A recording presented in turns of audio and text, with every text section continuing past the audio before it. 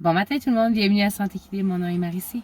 Aujourd'hui, je suis dans ma voiture et je me suis dit, je pourrais peut-être discuter avec vous. Comme vous savez, j'étais au Salon du Livre en fin de semaine et j'ai pas eu la chance de vous faire une vidéo comme que je ferais habituellement. Donc, en regardant Facebook ce matin, j'ai vu qu'on avait une possibilité de augmentation des prix au niveau de l'électricité au Nouveau-Brunswick. Et là, je me suis dit, les gens ont pas beaucoup de salaire. On a déjà beaucoup de difficultés à faire avec ce qu'on a. Et je me suis dit, peut-être que les gens apprécieraient avoir quelques petits trucs pour savoir comment sauver de l'argent avec l'électricité. Je vais vous donner plusieurs différents trucs, mais je vous dis, si vous utilisez un ou deux des trucs, vous sauverez quand même de l'argent sur votre électricité. Donc, on y va. Je vous nomme environ 6 ou 7 trucs que j'utilise régulièrement et certains que j'utilise un peu moins. La première chose que j'aimerais discuter avec vous, ce sont les charges fantômes. Donc, c'est quelque chose que quelques années passées, je ne savais pas c'était quoi. Donc, en faisant quelques recherches, j'ai été sur quelques sites. Et si vous regardez, ils vont l'appeler, parfois c'est charges fantômes, parfois c'est charges vampires. Donc, il y a toutes sortes de différents noms pour expliquer c'est quoi une charge fantôme. Mais en principe, ce que ça veut dire, c'est que vous avez certaines choses dans votre maison qui est branchée et qui utilise de l'électricité même si vous ne l'utilisez pas régulièrement. Donc, je vais vous donner un exemple, peut-être votre chargeur de téléphone. Donc, si votre chargeur de téléphone est branché au mur, mais que votre téléphone n'est pas branché dans la prise, le chargeur de téléphone va quand même continuer à utiliser de l'électricité, même si votre téléphone n'est pas branché. Donc, on appelle ça des charges fantômes. Au Canada, dans chaque maison, on a en moyenne 20 à 40 items qui utilisent de l'électricité et qui coûtent des sous. Donc, où je me situe en ce moment, mon fournisseur d'électricité sur Internet nous dit que ces charges ici sont 10% de notre facture. 10% de notre facture d'électricité qu'on ne réalise pas, qu'on utilise et qui n'a pas besoin d'être utilisée. Donc, pour vous aider, ce que vous pouvez faire, c'est utiliser une multiprise. Le magasin, c'est les barres que vous pouvez brancher tous vos éléments et simplement fermer cette barre quand vous n'utilisez pas les éléments. Juste faire le tour de votre maison et regarder, bon, j'ai une lampe d'accrocher, je la débranche, je la place sur la prise multiprise pour économiser des sous. Donc, c'est 10% d'une facture qui pourrait probablement vous aider. On s'entend que 10% d'une facture, c'est pas beaucoup d'argent. Mais quand on veut sauver des sous, le simple fait de savoir cette information peut-être vous fera réaliser certaines choses et vous pourrez sauver des sous dans le futur. Le deuxième point, chauffer et l'air climatisé. Donc, ce que les experts nous disent, c'est que on devrait placer notre air climatisé et notre chauffage à 21 degrés. Donc, il n'y a pas de raison particulière pourquoi dans l'été, quand il fait 32 dehors, qu'on placerait notre air climatisé à 18 ou 16 quand 21 degrés est le climat idéal pour une famille. Donc, 21 degrés pour l'air climatisé et 21 degrés pour la chaleur en hiver et la température idéale. Ils nous disent également, c'est que si vous êtes une famille qui aime avoir beaucoup de chaleur et que c'est à 24 degrés, donc vous pouvez simplement baisser votre température de 1 degré et ça va changer votre facture de 2%. Donc 2% en hiver si vous baissez de 1 degré et 2% en été si vous augmentez de 1 degré. Donc, si vous voulez faire ce changement-là, je vous le conseille fortement parce que c'est une très belle façon de pouvoir sauver des sous. De plus, les experts nous disent également que lorsqu'on dort, notre chambre à coucher devrait être environ à 19 degrés. Donc, avant de vous coucher dans les chambres à coucher, vous pouvez baisser la température. Certaines personnes m'ont déjà mentionné jouer avec la température coûte plus d'argent. D'après les lectures que j'ai faites, ça serait le contraire. Donc, c'est certain que si vous pouvez le programmer en avance, ça serait l'idéal. Par exemple, si vous sortez de la maison pour toute la journée, pourquoi chauffer une maison à 24 degrés? Donc, baissez-les à 21 degrés, ça serait l'idéal. Mais non, ça serait le contraire. Donc, jouer avec la température ne serait pas une problématique. La seule façon que ça serait une problématique, c'est que si votre maison n'est pas bien isolée, ça pourrait être une problématique. Mais si vous isolez bien votre maison, ceci devrait vous sauver des sous pour l'hiver et l'été. Qui m'amène à mon prochain point, isoler votre maison. Vous voulez avoir une maison qui est très bien isolée. Si vous savez que vous avez une porte, que dans l'hiver, vous allez avoir de l'air froid qui va rentrer, soit que vous condamnez cette porte pour l'hiver ou vous pouvez utiliser même des cache-portes que vous allez placer en dessous. Donc, vous devez isoler votre maison de façon appropriée. Donc, vous pouvez barricader certaines portes, vous pouvez placer du plastique sur certaines fenêtres. Ceci, c'est très important. Ça ne coûte pas beaucoup de sous et ça peut vous sauver extrêmement d'argent.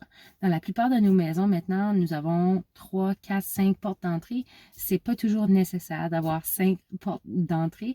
Donc, vous pouvez faire le choix de barricader quelques portes et vous sauver de l'argent et des sous de cette façon. Le prochain, la douche ou le bain. Donc, est-ce que c'est plus économique de prendre une douche ou est-ce plus économique de prendre un bain? Donc, après avoir fait quelques recherches, j'ai mon cahier ici. Donc, pour une douche prend environ 6 litres d'eau par minute. Donc, pour 15 minutes, c'est environ 90 litres d'eau. Donc, pour ma famille, je ne paye pas l'eau, mais je paye, par exemple, l'électricité pour chauffer mon eau. Donc, si mon mari ou ma fille ou moi-même décide de prendre une douche pour 15 minutes, on va utiliser 90 litres d'eau qui va devoir être chauffée. Tandis que si on prend un bain, donc pour un enfant, donc le niveau d'eau, parce que souvent le niveau d'eau est pas la même chose. Donc pour un enfant, c'est environ 120 litres d'eau qu'on va utiliser et pour un adulte, 150 litres d'eau. Donc, la douche en porte et vous coûtera beaucoup moins cher que prendre un bain. Donc, si vous voulez sauver quelques sous cet hiver, prenez une douche et non un bain. Le prochain point qui est probablement mon favori, et vous allez voir que c'est pas je le fais pas toujours, mais j'en suis consciente. Donc, tous vos appareils ménagers que vous avez à la maison, tous vos appareils de cuisson vont vous coûter un différent montant pour le faire fonctionner. Donc, j'ai regardé une vidéo sur YouTube. Je pourrais le placer en bas. C'est une famille dans les États-Unis qui vous explique vraiment en détail comment et combien de sous vous coûte pour chaque appareil ménager. Donc, j'ai fait la conversion canadienne et la conversion du Nouveau-Brunswick pour savoir combien ça vous coûterait environ pour faire fonctionner différents appareils pour faire la cuisson. Donc, en faisant la conversion, voici ce que j'ai trouvé. Donc, pour utiliser votre fourneau, ça vous coûterait entre 25 et 35 sous pour utiliser votre fourneau. Pour utiliser vos plaques chauffantes, ça vous coûterait 17 sous. Votre air fryer vous coûterait aussi 17 sous. Votre fourneau grille-pain, votre toaster oven, vous coûterait 15 sous. Votre pressure cooker, la cuisson à pression, vous coûterait 11 cents. Et celui qui gagne, c'est votre slow cooker. Votre mijoteuse vous coûterait 2 cents. Imaginez-vous faire un rôti et faire votre rôti dans votre fourneau comme vous le faites habituellement, tandis que vous pouvez prendre le même rôti, le placer dans votre slow cooker et ça va vous coûter quelques cents. Donc, j'ai fait la conversion. Je ne suis pas la meilleure en mathématiques, mais je sais que l'ordre est la bonne. Je vais placer un lien plus bas et vous pourrez aller visiter cette famille qui s'appelle Under the Median. Et il donne beaucoup, beaucoup de trucs et j'apprécie vraiment cette famille-là. Donc, je le place en commentaire plus bas. Donc, quand il fait froid, les amis, on utilise la mijoteuse. Un autre truc qui semble évident, mais que c'est pas tout le monde qui le fait, c'est habillez-vous en conséquence. Certaines personnes, des fois, qui n'ont pas de bas, sont habillées en petite culotte courte et il fait moins 40 dehors. Bon, ben, s'il fait moins 40 dehors, c'est certain que vous allez avoir froid dans la maison si vous placez votre température à 21. Donc, si vous êtes capable de vous habiller confortablement et avec les bons vêtements, vous allez garder la chaleur ou au contraire, vous allez être plus frais. Donc, pour l'hiver, les vêtements qui tiennent la chaleur le plus, c'est la laine et le polyester.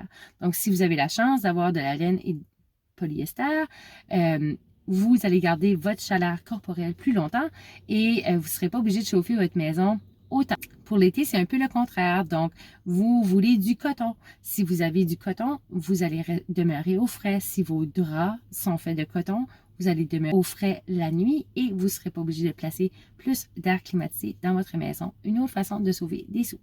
Un autre des trucs, c'est certainement de fermer les lumières quand vous sortez de votre maison, quand est-ce que vous sortez de la chambre à coucher ou de la salle de bain.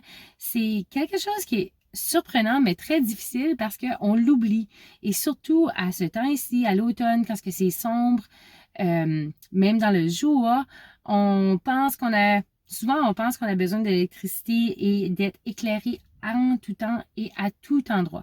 Donc, une des raisons pourquoi j'aime faire des vidéos dans la voiture, c'est qu'à l'extérieur, c'est très éclairé. Donc, j'ai la clarté naturelle du soleil. Je pourrais être à l'intérieur, laisser une lumière, mais pourquoi? Ça ne vaut pas la peine. D'autres petits trucs faciles. Si vous êtes en voiture, utilisez le chargeur. Vous êtes déjà en train de conduire dans la voiture, au lieu de charger à la maison, chargez à l'intérieur de votre voiture. Vous pouvez aussi changer vos lumières pour des lumières qui sont LED, des LED, qui pourraient vous sauver des sous. Si vous devez utiliser le fourneau pour faire quelque chose, pas de problème, utilisez la bonne plaque. Donc, un gros chaudron, grosse plaque, petit chaudron, petite plaque, vous allez sauver des sous. Un autre petit truc facile, quand vous partez pour le travail, ouvrez les rideaux. Profitez de la lumière du soleil pour réchauffer votre maison. Et au contraire, le soir, fermez vos rideaux. Donc, voici quelques trucs pour vous aider à économiser et sauver quelques sous pour cet hiver. Vous savez que plus de petites actions que vous allez faire, plus de sous que vous allez sauver au bout de la ligne. Donc, ce n'est pas les grandes actions qui vont vous aider, c'est les petites actions qui vont vous aider. Donc, si vous avez aimé la vidéo, appuyez sur le like, abonnez-vous. Santé Équilibre a maintenant un YouTube. Donc, si vous voulez vous abonner, c'est beaucoup plus facile et vous allez avoir une notification à chaque fois que je fais une nouvelle vidéo. Prochaine vidéo, je ne suis pas certaine, mais je crois que ça sera soit un question-réponse ou les Oreos que je vous ai promis et que je n'ai jamais fait parce que j'ai manqué de temps. Donc, on se voit aux prochaines vidéos. Salut! Bonne journée!